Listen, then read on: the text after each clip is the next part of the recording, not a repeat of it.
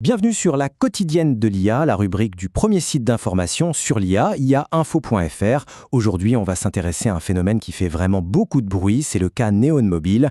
Pour décortiquer tout ça, on va s'appuyer sur un excellent article de Didier Taormina qui a été publié en octobre 2025 sur iainfo.fr justement. Allez, c'est parti, on plonge dans ce sujet qui est, vous allez le voir, assez fascinant. Alors, imaginez un peu le truc. Et si chaque coup de fil, chaque appel à un ami, ou même la discussion avec la famille pouvait rapporter de l'argent? Vraiment, comme ça, directement sur un compte en banque. Eh bien, c'est la promesse à la fois toute simple, mais en même temps assez redoutable, d'une nouvelle application qui est en train de tout chambouler. Alors, au programme aujourd'hui, on va d'abord regarder de plus près cette offre qui est, on va le voir, très alléchante. Ensuite, on essaiera de comprendre le succès de cette idée. Puis, un point crucial, la voix qui devient une marchandise. Ça nous amènera à parler d'un véritable basculement de société. Et pour finir, on se posera la question, quel avenir pour notre intimité? Allez, on commence par le début, l'offre. Qu'est-ce que c'est Neon Mobile?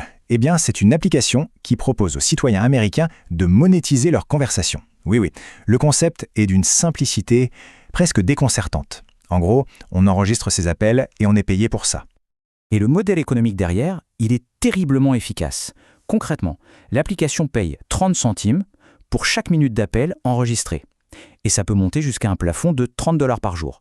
C'est une carotte, c'est une incitation super directe, très puissante, et c'est ça qui explique en grande partie pourquoi tout le monde s'est jeté dessus. Forcément, avec une telle promesse, le succès a été immédiat. C'est même plus que ça, c'était explosif. Le concept est devenu viral à une vitesse absolument stupéfiante aux États-Unis. Ça a complètement retourné le paysage des applications mobiles. Et pour comprendre ce succès, il faut écouter le fondateur, Alex Kiam. Il a cette phrase qui résume tout. « Ce sont vos données et il est temps que vous soyez payés pour ». C'est un message marketing génial, non? Reprendre le pouvoir sur ces données en les vendant soi-même. Forcément, ça parle aux gens, surtout à une époque où on a l'impression d'être exploité par les géants du web.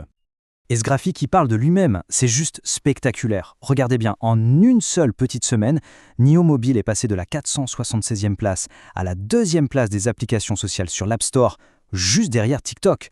Une ascension pareille aussi vite, c'est du jamais vu.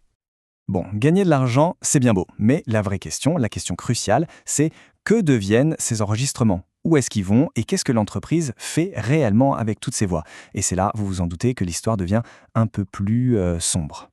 Pour bien comprendre l'enjeu, il faut juste savoir ce que c'est, une donnée vocale. En fait, c'est très simple, ce sont des enregistrements de voix humaines. Et ça, pour les entreprises qui développent des intelligences artificielles, c'est de l'or. C'est la matière première indispensable pour entraîner leur modèle, que ce soit pour la reconnaissance de la parole ou pour créer des voix de synthèse. Et là, on touche à un point vraiment inquiétant, le décalage entre la promesse et la réalité. D'un côté, Neon Mobile nous dit « Pas de souci, on anonymise tout, on enlève les noms, les numéros, les adresses ». Mais de l'autre, les experts en cybersécurité tirent la sonnette d'alarme. Ils nous disent « Attention, une fois que la voix est vendue, même à des partenaires de confiance, plus rien ne garantit qu'elle ne servira pas à des choses pour lesquelles on n'a jamais donné notre accord. » Et là, on ne parle pas de risque théorique, c'est du concret. On parle de fraude vocale, d'usurpation d'identité, de création de deepfakes audio. Imaginez un peu le scénario. Recevoir un appel avec la voix, la vraie voix d'un proche qui demande de l'aide, de l'argent, en urgence. Avec les IA génératives d'aujourd'hui, ce n'est plus de la science-fiction, c'est terriblement plausible. Et si on avait encore un doute, il suffit de lire les fameuses conditions d'utilisation, les petites lignes que personne ne lit jamais. Et là, c'est écrit noir sur blanc. En acceptant, on donne à la plateforme une licence d'exploitation qui est incroyablement large, bien plus large que ce que la jolie communication marketing nous laisse croire. En clair, on abandonne quasiment tout contrôle sur notre propre voix. Alors, la question qu'on peut se poser, c'est comment est-ce possible? Un modèle comme celui-ci, il y a quelques années, ça aurait paru complètement fou. Pourquoi ça marche maintenant? Pour le comprendre, il faut prendre un peu de hauteur et regarder le contexte global.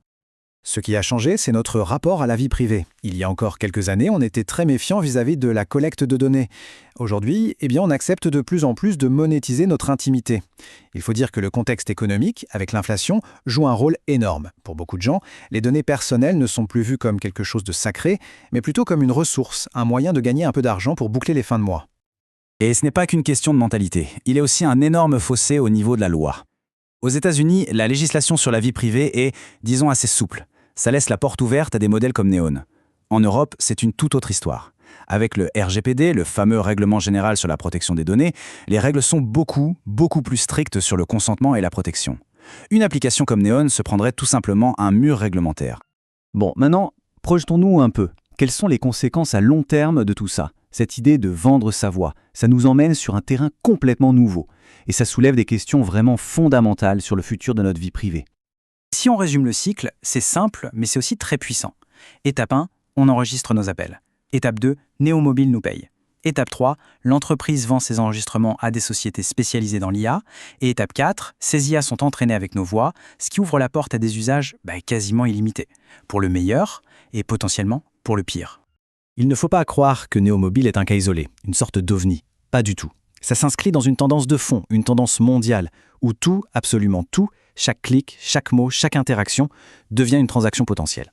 On est entré dans une nouvelle économie, et dans cette économie, notre voix, c'est un actif qui vaut de l'or. Alors, on termine avec cette question qui reste ouverte et qui, au fond, nous concerne tous et toutes. Quel est le vrai prix de notre voix? Est-ce que ça vaut vraiment 30 centimes la minute? Ou est-ce que le risque de perdre le contrôle de notre propre identité est un prix bien plus lourd à payer? Retrouvez toute l'actualité autour de l'intelligence artificielle sur le portail ia-info.fr.